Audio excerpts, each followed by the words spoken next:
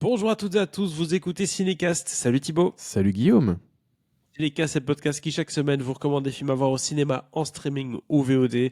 Tu nous reviens du bif, Thibaut, pour nous parler de sang. Encore un peu de sang quand même, hein. C'est Ouais, c'est- c'est au programme de cette critique. ouais, ouais. Puisqu'on va vous parler de Havoc, le nouveau film de Gareth Evans. On va en parler aussi de Gareth Evans, qui sort le 25 avril sur Netflix avec Tom Hardy au casting, Forest Whitaker, Timothy Olyphant. Belle brochette pour un film d'action en tout cas, c'est pas mal en tout cas comme casting. Ouais. Ça parle de quoi ce Havoc? Ça parle d'un détective meurtri qui doit se frayer un chemin dans la clandestinité criminelle après une affaire de drogue qui a mal tourné pour sauver le fils d'un politicien, tout en démêlant un réseau de corruption et de conspiration qui prend au piège toute la ville. Et c'est une sacrée ville un peu poisseuse. On n'a pas de bande-annonce, forcément c'est Netflix, mais on en parle tout de suite avec toi Thibaut. Quelles étaient tes premières impressions quand tu as entendu parler de ce film-là avant de le voir, et puis au moment où tu as commencé le film. Waouh. Bah alors ça fait très longtemps que j'ai envie de voir ce film parce que j'aime énormément le travail de Gareth Evans depuis plus de 10 ans maintenant. Euh, et ce film a déjà été tourné il y a un moment. En fait, ce qui a fait que le film, ce qui fait que la sortie a été retardée, c'est qu'il devait y avoir des reshoots. Et reshoots qui ont été faits en octobre de l'année dernière. Mais le programme de Tom Hardy était énormément chargé, donc ça a été repoussé, repoussé, repoussé. Et donc voilà, mais voici qu'on a enfin ce film que j'avais donc vraiment très hâte de voir parce que, bah, je le disais, Gareth Evans, j'aime beaucoup son travail depuis longtemps.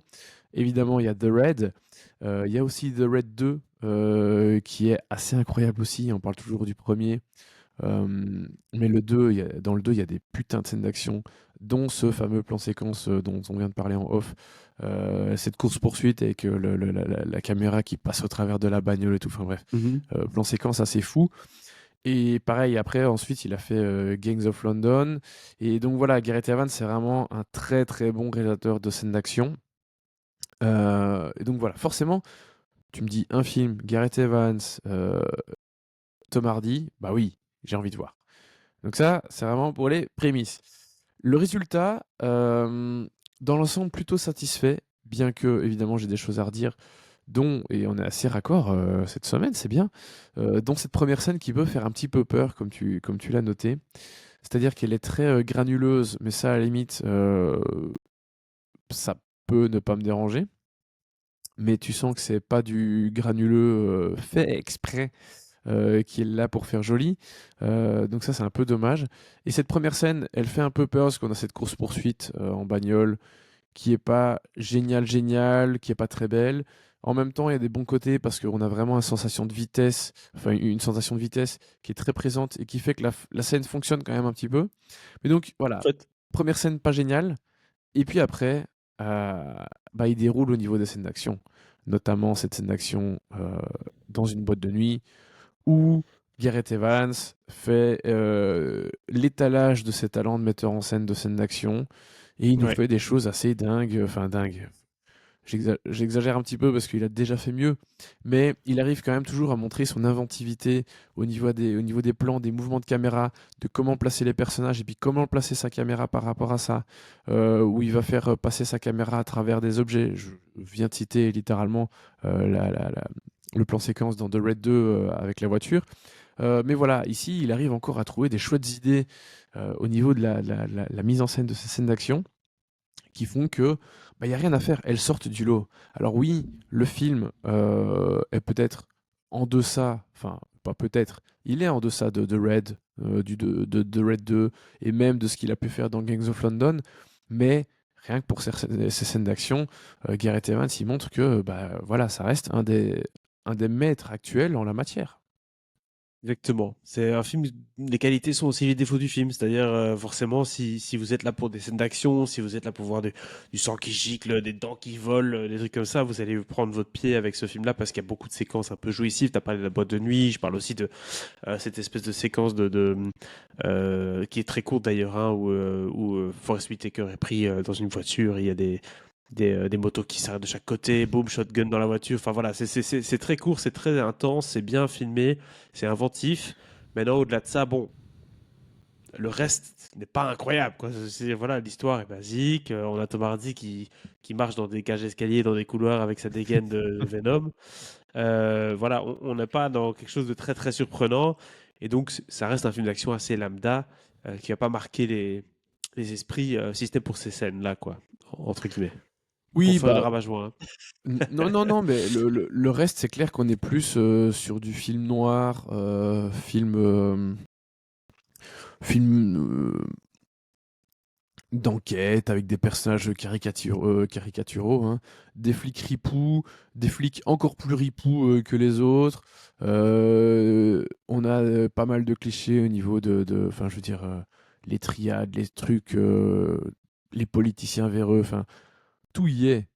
Et c'est clair que c'est pas hyper inventif à ce niveau-là. On a déjà vu tout ça des Ouais. dizaines et des milliers de fois, C'est vrai que le devrais-je dire. casting n'est pas très inventif. Non, et en même temps, ils Tom sont Hardy en tous bien policier un peu castés poisseux. Oui, Exactement. mais ils sont tous bien castés avec enfin, avec les personnages, tu vois, Timothy Olyphant, bah oui, tu vois son personnage, tu le vois lui, tu fais, bah oui, évidemment, tu vois. Forest Whitaker, pareil. Et Eh ben il y oui. a plein de gens comme ça, parce que Jessie Mailey, qui joue la jeune flic, elle avait déjà aussi des rôles comme Ouais. ça, dans les peu de films qu'elle a eu, mais voilà, je trouve qu'au niveau du casting, il n'y a pas de surprise, et en même temps, ils délivrent tous, quoi, tu vois. Je trouve qu'ils font tous des bonnes prestations. Tom Hardy, bah, il a pas grand-chose à dire et ça, on sait qui sait le faire, hein. Moins il a de lignes de dialogue, mieux il se porte. Euh, et mieux on se porte C'est aussi vrai, quelque part. c'est Euh, clair. mais voilà, il y a rien à faire. Son personnage, ça fonctionne. Après, oui, il y en a aucun qui est magistral, qui est incroyable. Il y en a aucun qui fait une prestation où on va se dire après, waouh, vraiment, là, je l'avais pas vu venir. Je le voyais pas dans un rôle comme ça ou des choses comme ça, tu vois. Non, ils sont là où on les attend, mais ils font bien le travail. Disons que euh, c'est un film Netflix et les films Netflix, on a eu des très mauvaises surprises, hein, par le passé. Ici, on n'est pas dans cette catégorie-là, on n'est pas dans une très mauvaise surprise, on est dans une copie qui est tout à fait conforme à ce qu'on attendait d'elle. Un peu comme le film Carry On qui était sorti pour les fêtes de fin d'année, qui était un peu ce Die Hard de Netflix.